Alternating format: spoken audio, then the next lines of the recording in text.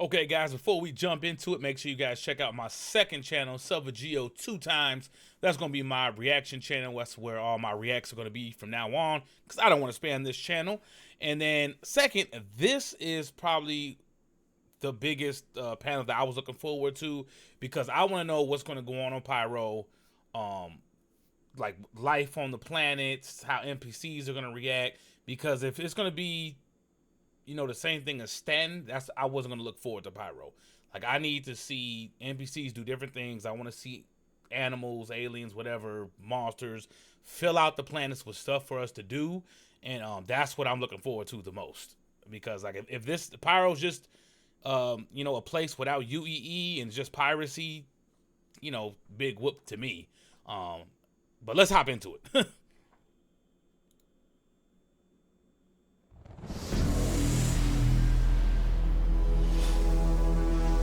Living on the edge. I don't want the captions on. I don't think they were on.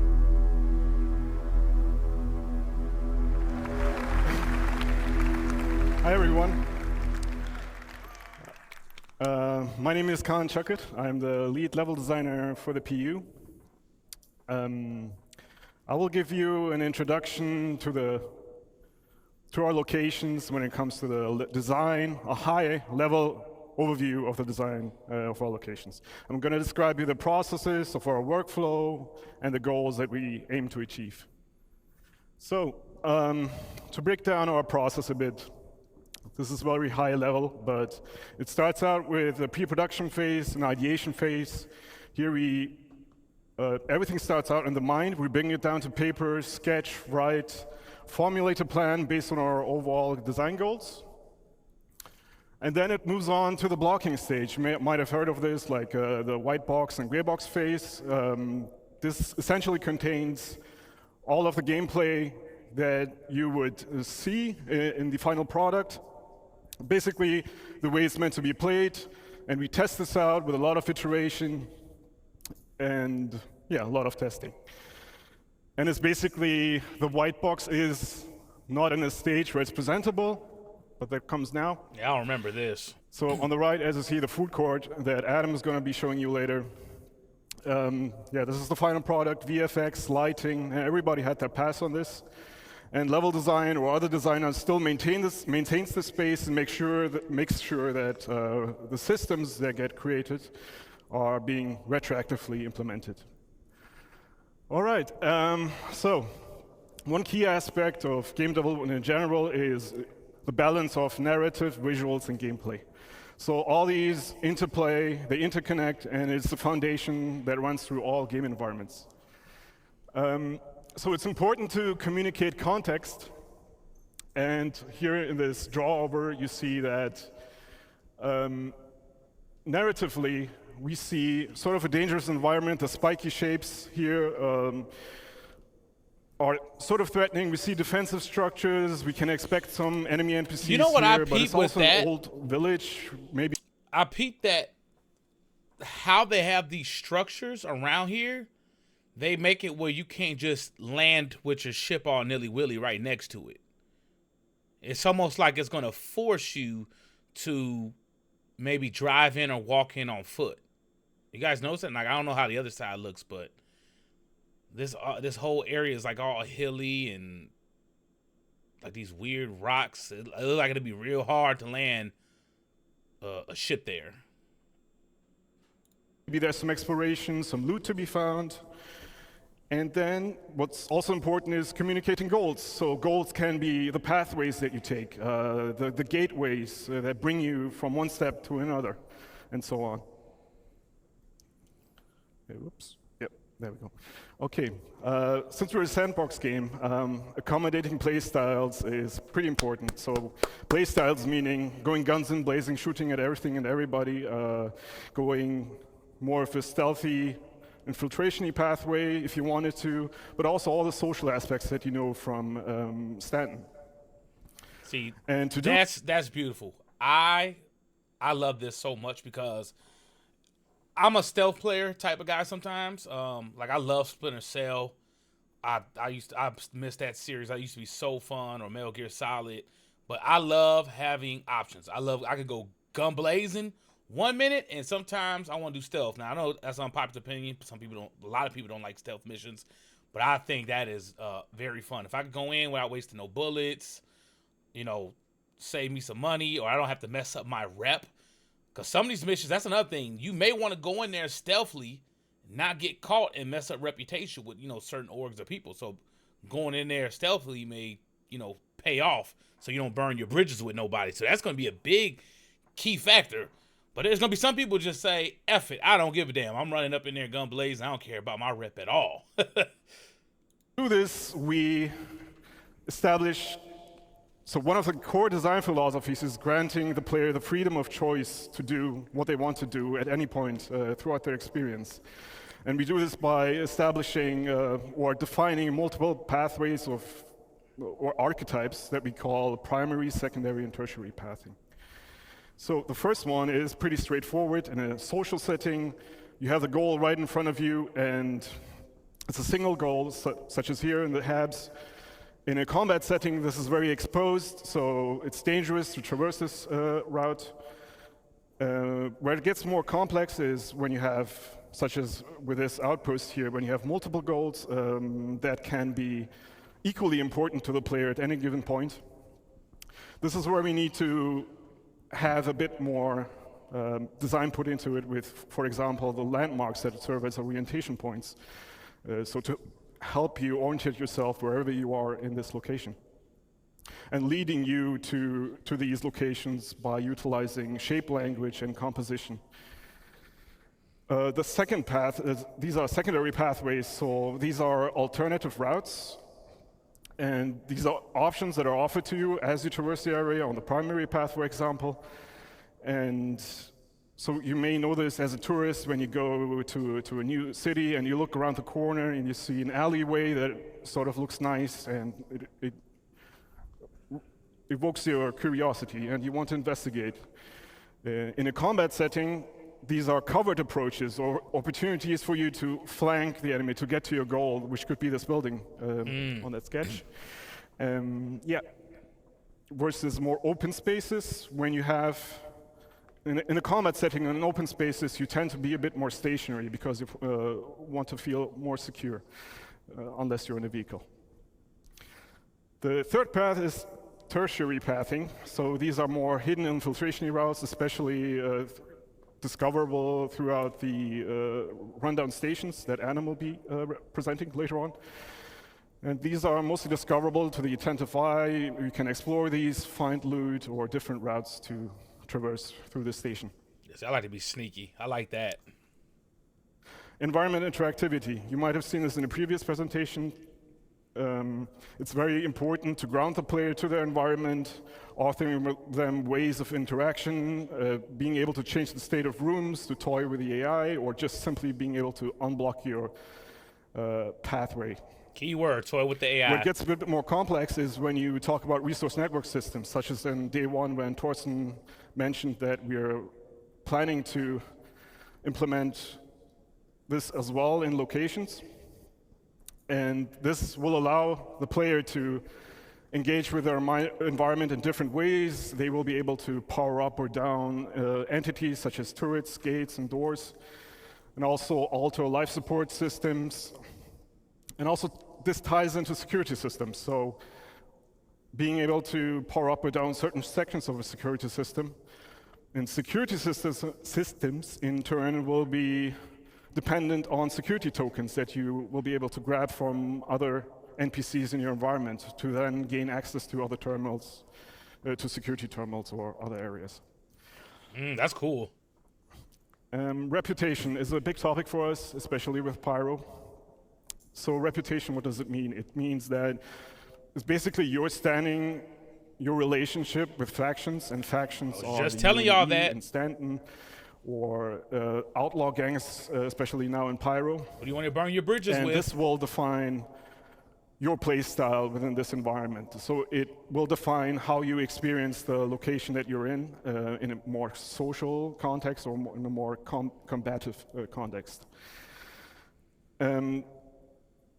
So We talk about reputation gates as well, especially in the later presentations. Plebs. So in the case of the food court, in the rundown station, we have multiple floors. So the first floor is the gang floor, and that might require you to have a better relationship with the owner of this location, which then will give you unique mission givers that you can go to and accept a mission that are offering you missions themed after the faction or the owner of this location, but also give you access to unique gear, collectibles, ship weapons, and items. Hey, that's a game changer, no pun intended, because now we'll be able to get some cool loot that you're not going to be able to go buy, that you have to have. Like certain people, if you have a bad reputation, you'll never be able to get that gear. So now people who are good with that, org or whatever, whoever they're cool with the reputation, you'll be able to sell those weapons to the people who probably can't come down to that planet anymore. So that's going to be real interesting how that, that's implemented, with the market and stuff like that. See how prices are going to work. So to close this all off and move on to the other presentations, the glue behind all of our locations is the content. It is the reason why you go to these locations in the first place, and our main goal right now is to not have that divide between social and gameplay as much as we do in Stanton, but mix it up a little and make that dependent on the reputation that you have with the factions or the owners of these locations. And yeah, we're looking into more content. As you've seen listed there, there's a bunch of new stuff coming as well. Bro, with raids the later is gonna be presentations, for example, crazy. with the logistics hubs in the second portion. We're also looking into raids. But yeah, that's it for me. I will pass it over to Eddie now. Hope you've enjoyed this. Take care. Bye. I did, sir. Good job. Hi, everybody. So, I'm Eddie. I'm an assistant art director on Star Citizen for locations. Before we start, I'd like to mention that all of the footage we're about to see comes from our current stable builds. So all of that beautiful tech, all of those features that we've seen in the last 2 days is coming from our tech development builds. Now, all those features are going to make their way to you, of course, eventually. But that is the reason you're not going to see some of them in the builds today. I just wanted to get ahead of the comments a little bit there. So with that said, what am I going to be talking about? Well, I'm really excited to show you that the hard work that the Sandbox One team have been doing to expand. This just gives me Mos Eisley feels right here, dog. I mean, that looks insane. Look how beautiful that looks. Ugh. Our new outpost locations. I'm going to start by going over how we've expanded the library and what that means we can now achieve with the new locations, and then how we achieve that variety from the library by categorizing our locations into both archetypes and themes, and what that means for you as a player. So, I don't know if you remember this, but at CitizenCon in 2021, we showed this new style of outpost for the first time. Now, at this point, we had our art style locked in. We'd worked on our library of content to the point where we could make smaller locations like this one, but with a limited amount of variety between each one. And this is what that library of modules looked like at that point. We'd established our main building modules, as well as some of our larger buildings and a number of smaller secondary and dressing and standalone modules. But each outpost couldn't be too large without there being some obvious repetition between the modules used. So let's have a look at that library today. Whoa. They snapped.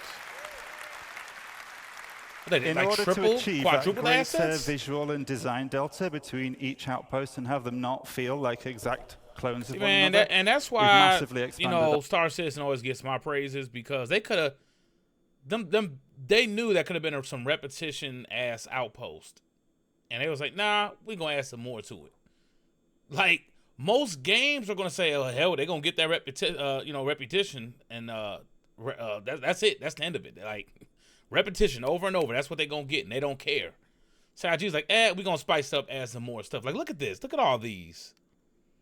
This is like a little Mos Eisley stuff. I'm loving it. I'm loving that vibe, especially that crane. our module library in terms of breadth and depth.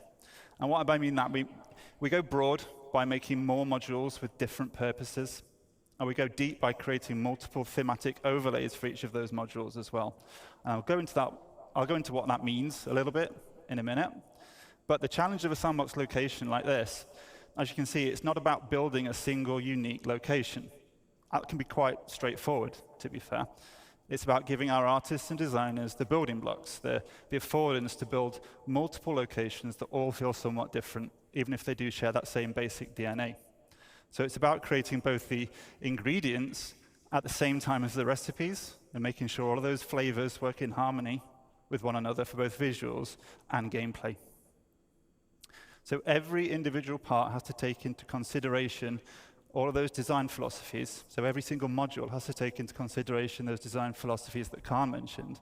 But we also have to make sure that they work with those same principles when an artist or a designer combines them into any one of a number of different layouts. So the more ingredients we have to work with, the more recipes we can create. But with that complexity comes the challenge of keeping everything harmonious. So we like to think we've done a pretty good job with that. Yeah, y'all definitely did. Using That this looks expanded library, amazing, we've dog. been able to increase the individual location size because there's less of that obvious repetition between buildings within any single location. And we can't really call some of these large locations outposts anymore. They become something more like settlements and imply a larger and more established community. Now, as a player, it will mean a lot more to explore and do at any single individual location. I need to go with Grand Theft Auto on these localized folks. and personal feeling mission types that might see you moving around a single settlement to complete objectives, or doing short hop missions between clusters of settlements on a single planet. So you might head up to a ridge to repair some wind turbines. You could counter an outlaw attack from a neighboring outpost, or on the opposite side, you might be stealing or destroying vehicles for the criminal gang that you're working for. But in the art department, we always say, show, don't tell. So let's stop looking at slides and let's have a look at some of the locations in game. Look at them hangars. Oh my gosh, I love those hangars, dude. I always tell people this is the Star Wars game I never got. Like,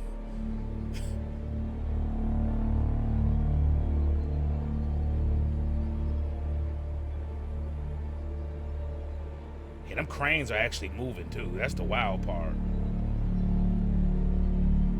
Oh boy. Wait a minute, is that Herald updated? Hold on. See, I haven't played in so long. The windshield looks a little different on there. Maybe that's like the gold standard one, or maybe I'm reaching. Oh, farms. Farms. Dude, farm gameplay is my shit. Y'all don't understand. Oh, this looks so good. So good.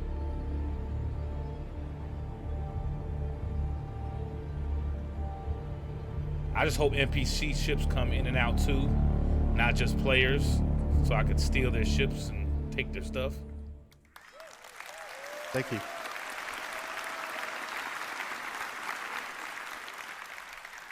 So what flavors of Outpost did we just see there? Well, we categorize them in two different ways, as I said, and then we mix and match those categories together to provide that variation.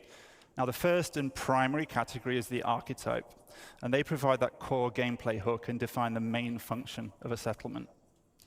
So scrapyards have a landing pit module for repairs and refueling. Mining operations can have a refinery module and ore extractors for resource and commodity trading. And trading posts themselves allow a broader range of item purchases through the dedicated trade building module. And I mentioned earlier some more like general mission types that you might find that would be agnostic of archetype.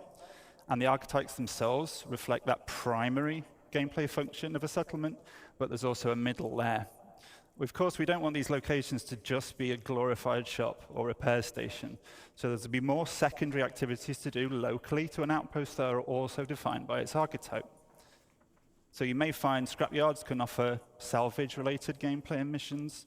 Trading posts can also deliver offer delivery missions or hauling and cargo gameplay, and farms can offer crops and fauna as resources for gathering or trading. That is amazing. That is so cool that you'll be able to go to these planets and work like little jobs on there to get money. Like say you don't want to do a real big mission, or you only got time to do a small mission, because sometimes we don't have the 30-40 minutes to ride the train, go get your ship, do all that other stuff. Sometimes you want to come in, get a little quickie session real quick, and I can do a little farming, a little salvage, a little cargo mission, and a little settlement. Dude, that's gonna be clutch. I cannot wait to try that. So them cranes, that's probably what them cranes are really active. I'll be able to control those. Oh, this is getting good. Damn good.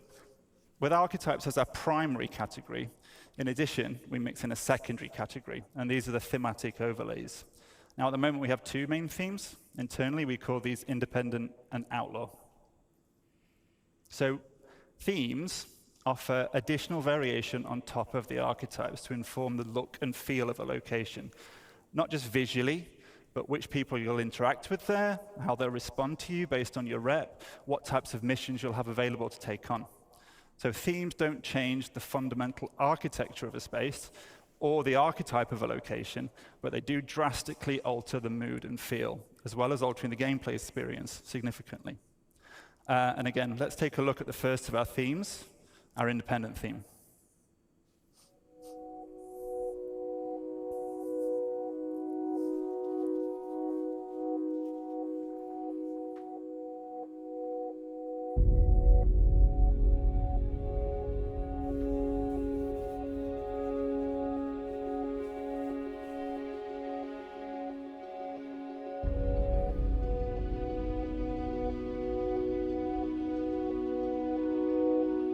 Ooh, look at that.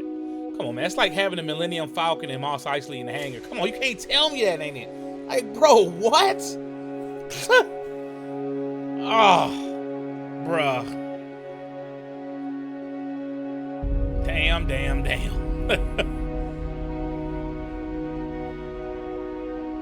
This planet do look dirty as hell, though. Oh, man, I can't wait to pick all my fruit and vegetables. So there you go, got your space RV, come here. Come on, bro. Cool, thank you.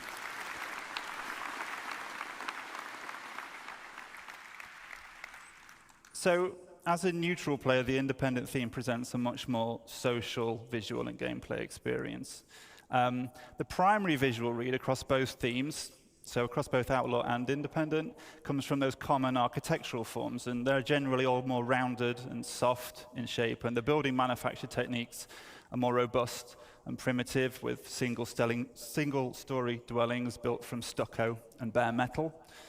But for this theme specifically, we use soft textiles, warm lighting and color palettes, foliage, decoration that layer on top of those utilitarian structures to give that sense of home. And I use the word home for our independent theme quite a lot because we really want to get that feeling that this is home for the people that live there despite those harsh realities of frontier life. And in contrast to that, we have a theme that lies in a direct opposition to the independence, which we call the outlaw theme. So let's take a look at that now as well.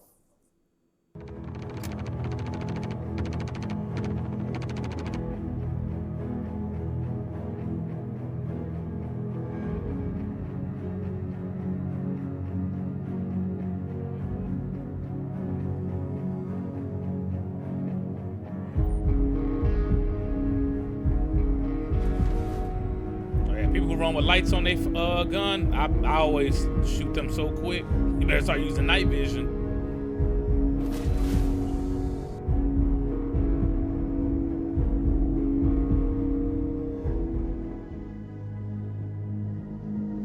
And the lighting is insane. Like, even in these dark areas, like, come on.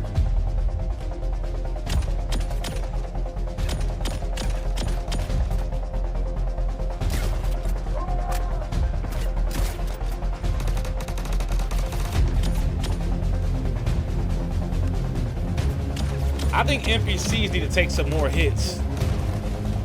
It seems like they go down a little too fast. Or at least throw some more like heavyweight or heavy armor, medium armor type guys.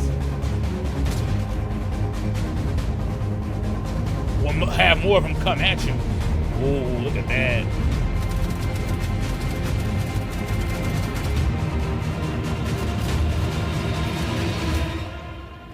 Damn.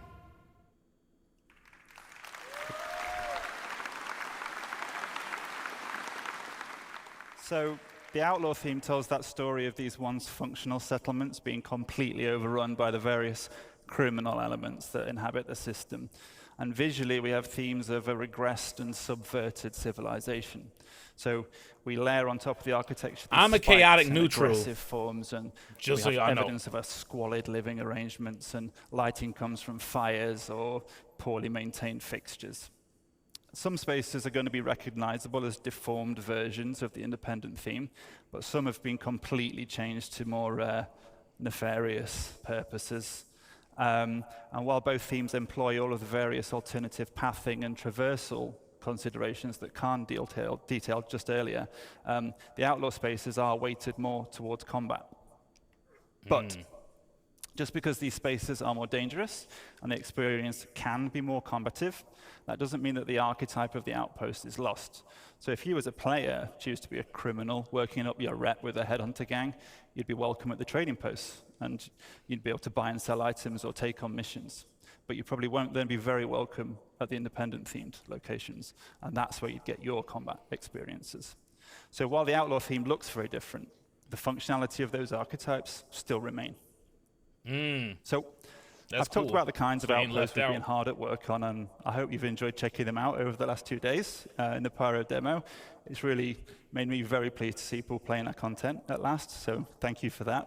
But where are we heading from here? Well, I hope it should be obvious that we're going to get these out for the first Pyro release. We still have some final optimization and polish passes to do across the whole library. And then we're also going to be expanding the amount of these locations throughout Pyro and beyond. And our tools allow us to do that very quickly now. And we've got the library as well to do it. I kind of want some of these not on limited to the Stanton. Pyro system. They're completely system agnostic, so you can expect to see these outposts in other systems as well. And of Okay, well, course, there you go. we're going to look to add more ingredients, more of those modules to the library as well, to further expand the variety and depth that you'll be able to see at these new locations. We want to encourage more on-foot gameplay within a smaller ecosystem of a planet to give that more localized and personal feeling experience.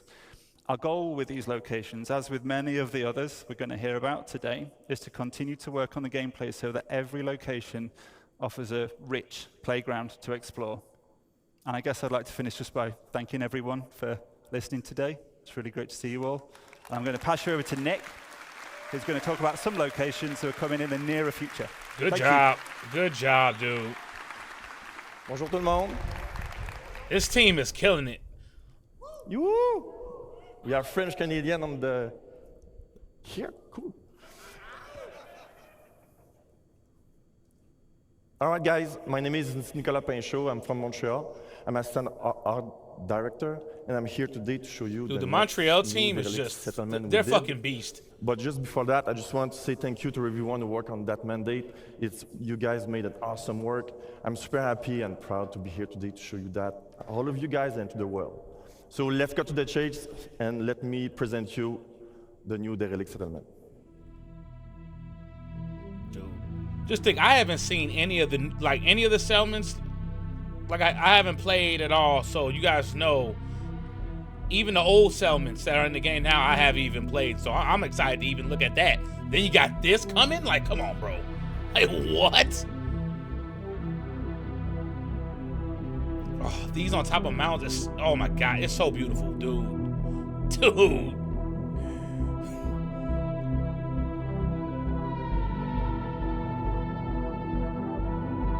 Even the snow ones. There's like a little Hoth City going on.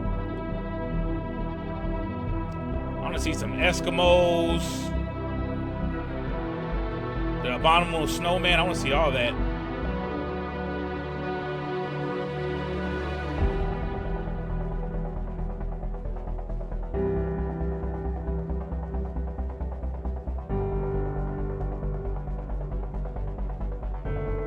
I love seeing this, all the different elements.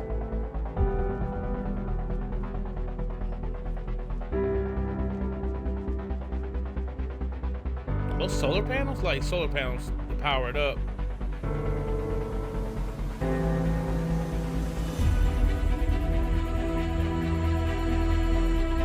I love it. Everything's in town.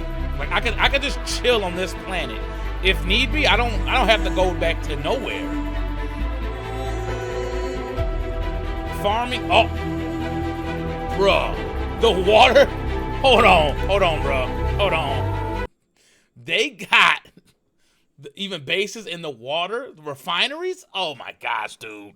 Can we get a Camino planet? We need a water world planet. I just want all water with bases like this on there. Can we get a Camino planet, please? After seeing this, I need it. I want it and I need it, please. We got Microtech.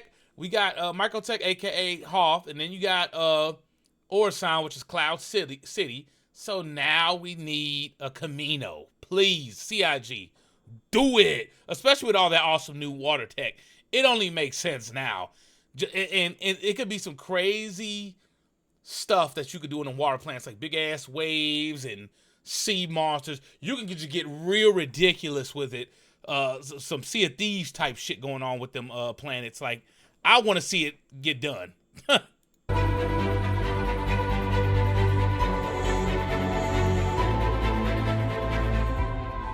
Oh.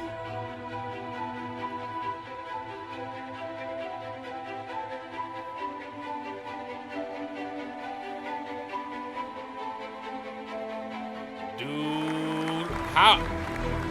Okay, they got landing pads. I was like, how you gonna get on here? I was gonna use like a dragonfly or something. Oh, that's gonna be.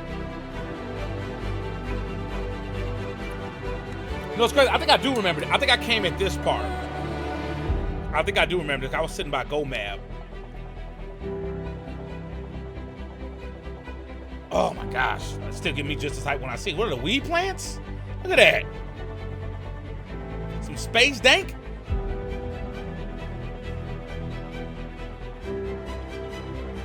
Oh man, dude.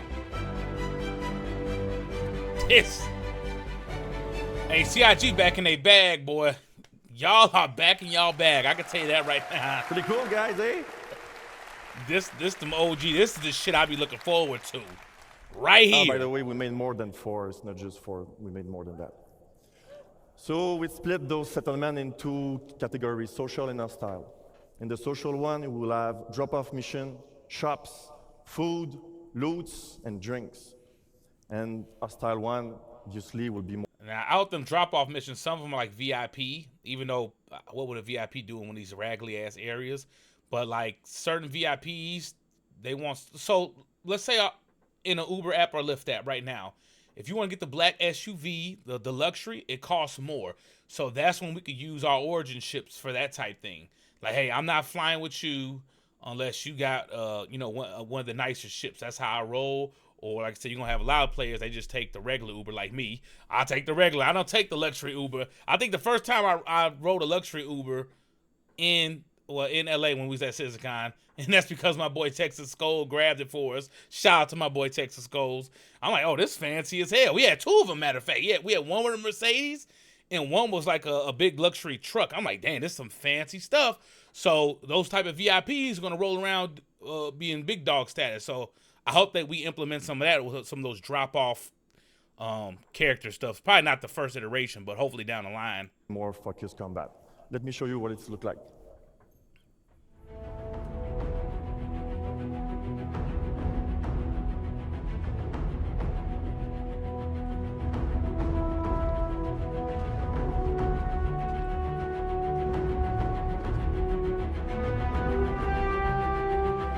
Yeah, I'm gonna need a little space scooter, a little forklift or something, cause I don't want to carry a box 1 by 1.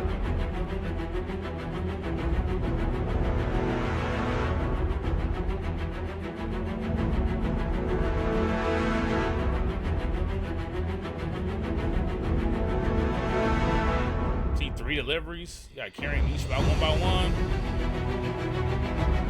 or jack. What are those? Are those called jacks? With the little wheels at the bottom? I forgot the name of those. Those little carts that you pull and you do those.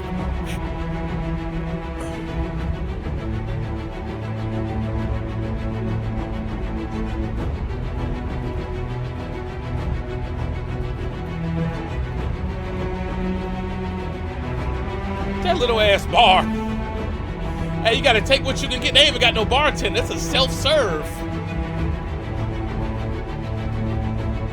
No, I want to steal. If there ain't no serving there, I want to steal. They really trust their people.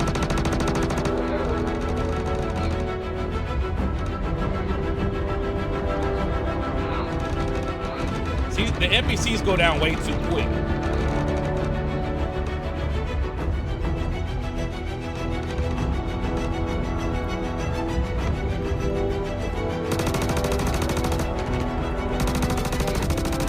I'm loving it though. I'm loving the ideal. Ain't nothing we can't tune up. Evict illegal convicts, occupants.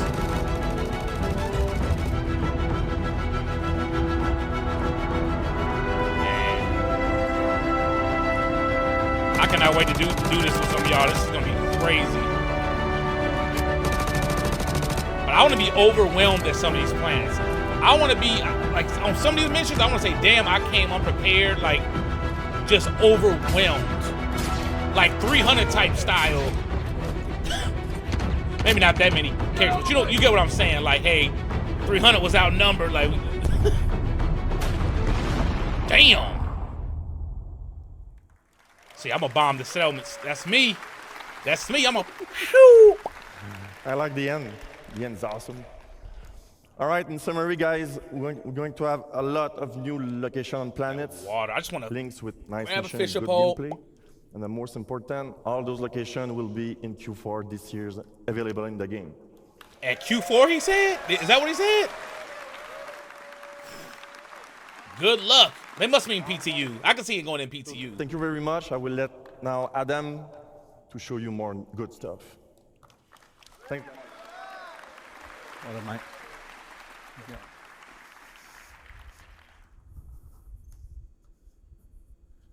Hi, everyone. Hi. So, welcome to Rust Up Stations. I thought I said Adam Sandler for a minute. Lead environment artist for EUL1. We're excited today to show you our efforts for the Pyro Rest Stop Stations. So, what are Pyro Rest Stop Stations? Well, these are stations reinvented. These have new themes, archetypes, and gameplay. Them things are huge. To support new and interesting experiences. I definitely tried these at Aside from the CitizenCon. social aspects, there is gameplay and exploration on the location. I've hoped you had a chance to play the demo over the past couple of days. I know I've spoken to a few of you. It's pretty good, right? Yeah? It was smooth as hell on y'all There's a sneak end over peek there. of our current progress. Let's kick off with an overview of the Pyro system. For the Pyro system release, we plan on 6 planets and 26 stations, including jump point stations that connect for Stanton and future systems such as Magnus. See, I don't remember this Rest part, stop stations are either in rundown or abandoned states. I don't remember seeing this Citizens part. of Pyro, the Rough and Ready Outlaws, and Xeno Threat may control these. Our focus today will on the Rough and Ready owned Pyrotech Amalgamated Fuel and Resource Station, Planet 2, Lagrange Point 4, otherwise known as Checkmate Station.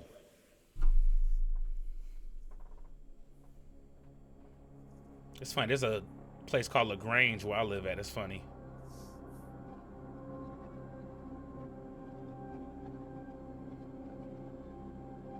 It's weird. I like the cutter. I just don't like the front of the cockpit.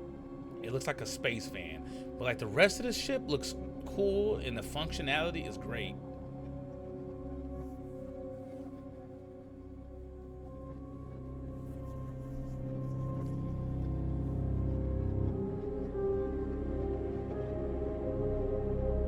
Look at that.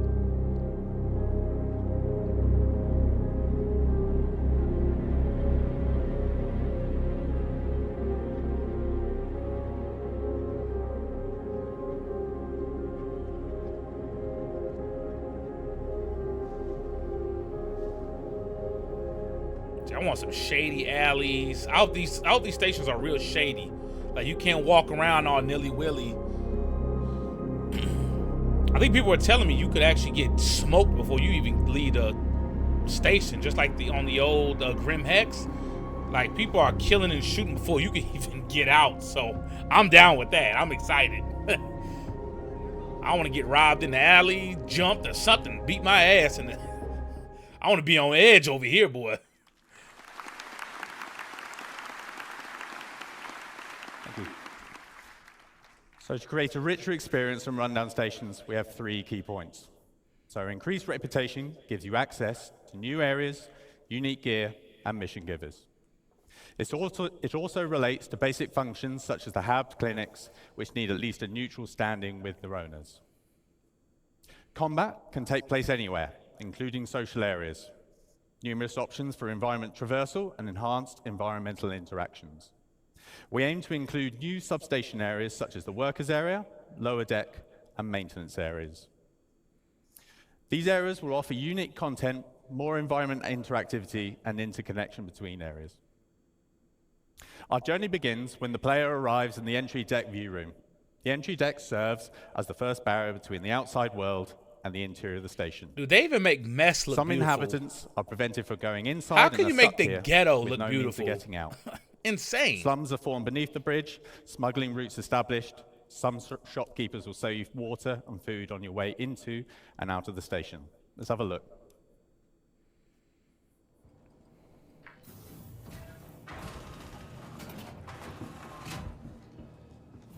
Oh, I mean, it looks like it runs so smooth. I mean, I'm gonna be honest, I was getting pretty much 30 when I played there, but like I said, it was local. We want this, well, we could do this at home, not on no local server.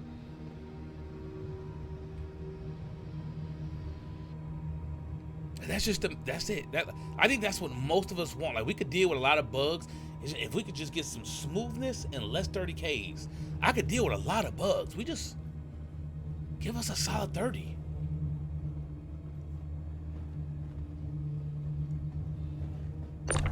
Look at them environments. Look at that, dude.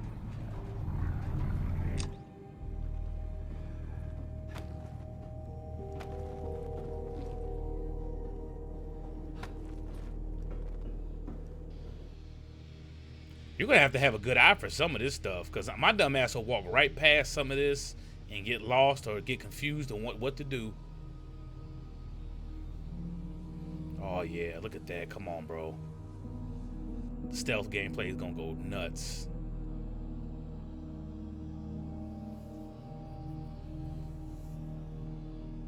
Oh, see, verticality. Yep, I'm gonna bust my ass. If I climb up something, I'm probably gonna fall.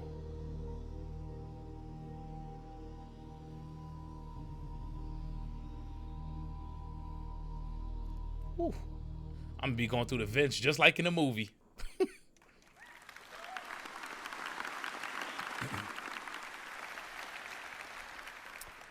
Khan touched on reputation earlier. Let's see how that is applied to the station. I just noticed that's a big gun. It don't take no shit if you come through that front door. Affect gameplay? What happens if we have good reputation? So if you had good reputation, you could go straight through. This is no fuss, and it's the quickest way to maneuver through the station. However, you've got to put the time and the effort in to get to this point. What happens if you neutral reputation? So you might be waved through, maybe you have to pay a bribe, and you don't want to pay, so you're going to have to find an alternate pathing. Or you're going to have to build up your reputation. If you have bad reputation, and for all you naughty ones out there, I know some of you exist, this applies to you. In short, you're going to have a tough time, but you have options. So stealth via other pathways might be one of those options. I like build that. your reputation up from scratch, or you could probably fight. See, I like that because, look, in some games, they just, if you have bad reputation, you just can't get in, you can't do nothing. At least they give you the option, like, hey, you can sneak in there. That's going to be your best, or really your only way getting there. But if you get caught, you getting that ass shot down, beat up, whatever. Maybe even going, I hope they got some local prisons, because that'd be funny, too. Like, if you ain't supposed to be there, you get like a little game time or a bounty on your head, or however it may play. I think that'd be funny as hell. Sit in jail for like 30 minutes, serve your time. Focus on those alternate pathways. The modules in the station are broken up into several traversal areas. As with the other location archetypes, we define these spaces as secondary or tertiary routes, as opposed to the more official primary paths. Most modules are interconnected with vents and maintenance shafts. These reward the players with infiltration and exploration paths, as well as potential loot. So what alternative routes exist to access the station? We'll offer the opportunity to access the station through multiple EVA points on the exterior. It gives you the choice on how to tackle missions and reputation issues. These alternative entries allow the player to circumvent the ATC loop completely. Useful for when your reputation with the owners would normally prevent you from going through more official ways. These serve as spaces that provide content aligned or against the owners of the station. The maintenance hatch access points are a new common sub-location to the stations. The stations are planned to house maintenance areas that increase the interconnection between all the different sub-areas of the station. They act as alternative pathways the player can take to traverse from the entrance area to the Galleria, for example. Now let's have a look at our main social space. The market. A central location for the controlling faction, it houses all their nefarious activities. You can participate in their endeavors if you have the right rep. Let's have a look at some of those key features.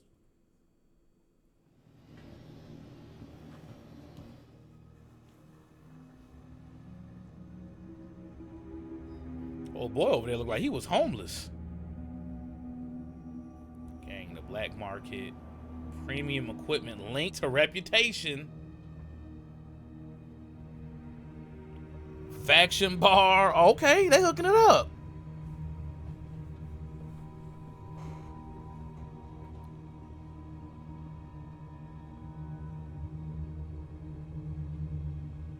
Bro, this is one of the craziest looking games. Ugh.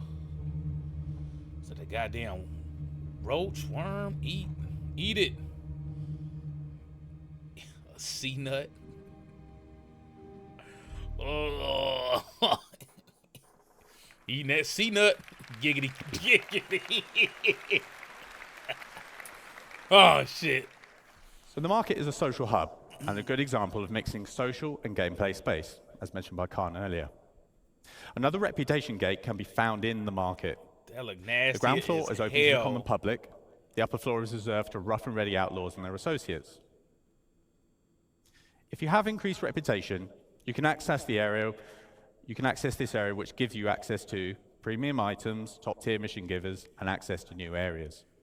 We plan to house mission givers in both tiers that will give you unique jobs to further your reputation and fame across Pyro. Now let's have a look at another can't theme. be premium. There's no way. Abandoned is a new, non-social location theme. Let's have a quick look at the current abandoned area on Checkmate.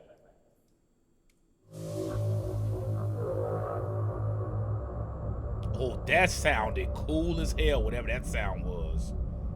Sounded creepy, too.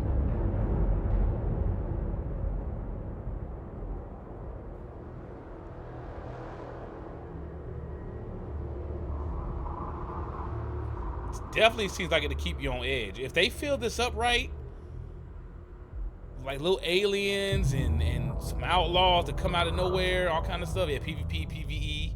Okay. I want to see some scary ass aliens or monsters just run up on me. Just make me scared as hell to walk around.